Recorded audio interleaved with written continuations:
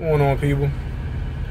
Checking in with y'all today real quick because that detention situation that came up last week where I was held up for over 48 hours has been resolved. The final verdict is in. The hammer's been dropped, so on and so forth. My fleet manager hit me up yesterday or the day before yesterday to run through it with me. And so basically, I was paid for obviously detention pay, and I was paid layover pay.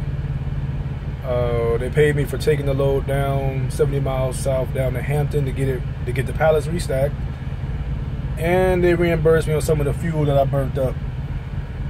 So it came out to be just under $1,000, $980, $990, something like that.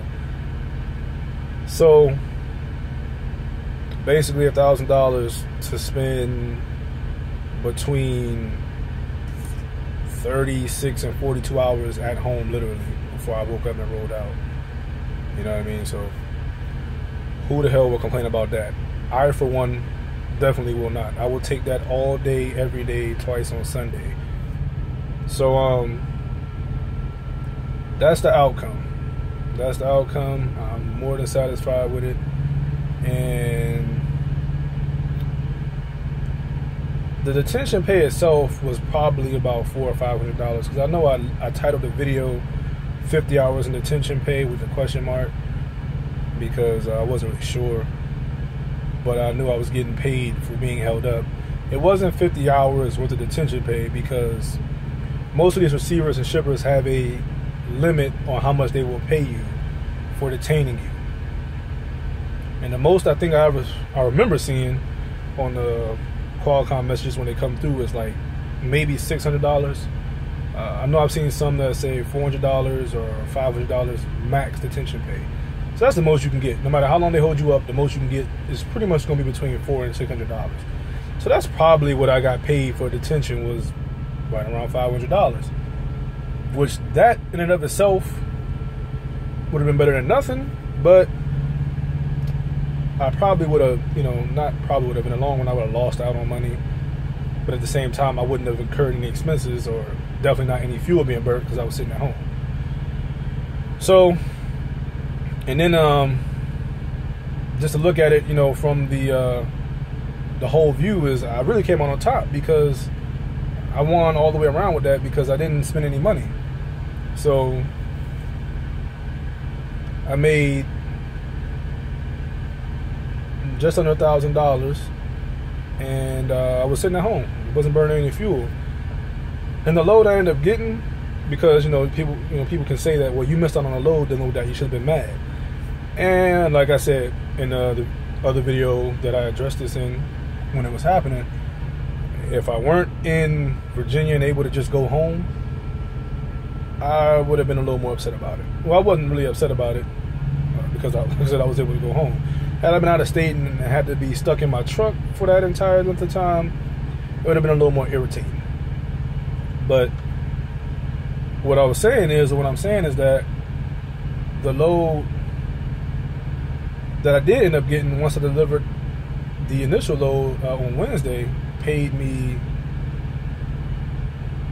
like $750, and then I had to fuel up, and I ended up spending $300 some odd dollars in fuel.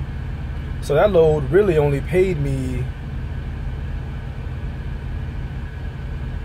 $370. Yeah, maybe a little over $400. So in hindsight, getting $990 to sit at home compared to getting a load that was probably going to pay the same thing, because there's only so many places that I've picked up from in that area of Virginia. They usually pay the same, depending on where it's going, but they usually pay in the same range. So even if the load was paying $1,200, I still would end up spending $400, $500 of fuel, probably $400 of fuel.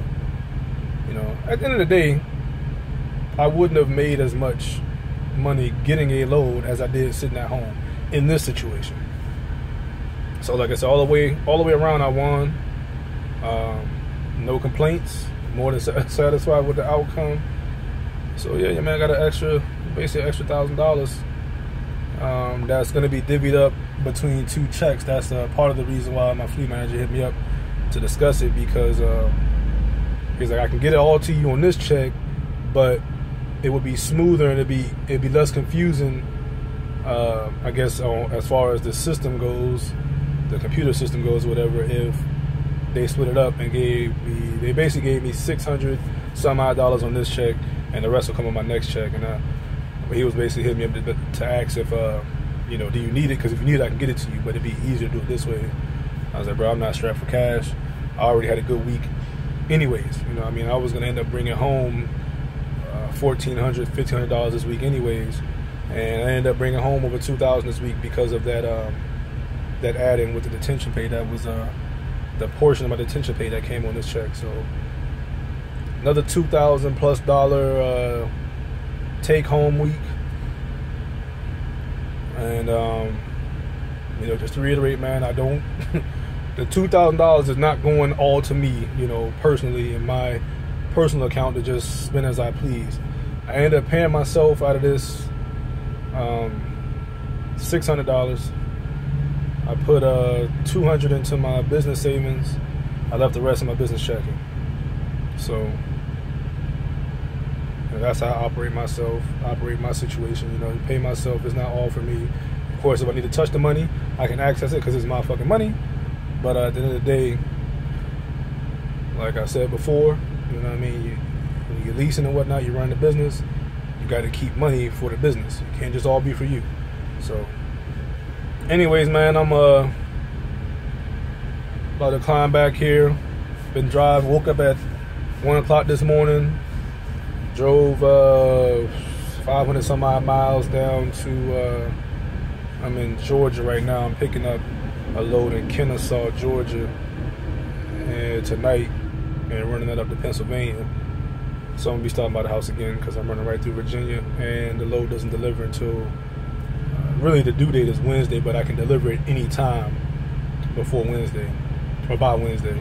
So I'm just gonna go ahead and run it and post up at the house for the weekend. Roll back out on Monday, get the load delivered Monday morning, and keep it pushing from there. Anyhow, man, just want to give you an update. Money came out looking sweet, looking better than I was expecting it to, and like I said, I'm not complaining about it. You know, a lot of motherfuckers complain about detention, being detained as a reefer driver. That's part of the game. You know, that's part of being a reefer driver. That's one of the downfalls of it that you'll hear a lot of drivers complain about. Oh, we get detained so much. Reefer drivers get detained so much, and that's true. But at the end of the day, when you're detained more than X amount of hours, you're getting paid for it. And in a situation like y'all know, I got detained 12 hours at a stop in South Carolina. I got $400 off that. I got $400 to sit in my bunk and sleep and play the Xbox One. You know, I just got paid $990 to sit at home and chill with my son and my family and play my Xbox One. So yeah, sitting around being detained because it's taking a long time to get you in, to get you unloaded, or to get you in and get you loaded is irritating. It's annoying, but at the end of the day, you're getting paid for it after X amount of time, so it's really hard to complain about it, in my opinion. Anyhow, man, let me go ahead and eat this damn McDonald's and find me a movie or something to watch on the HBO Go app. But yeah, until next time, people, y'all know what it is. Grind never stops. It's your man JMV. Y'all be easy.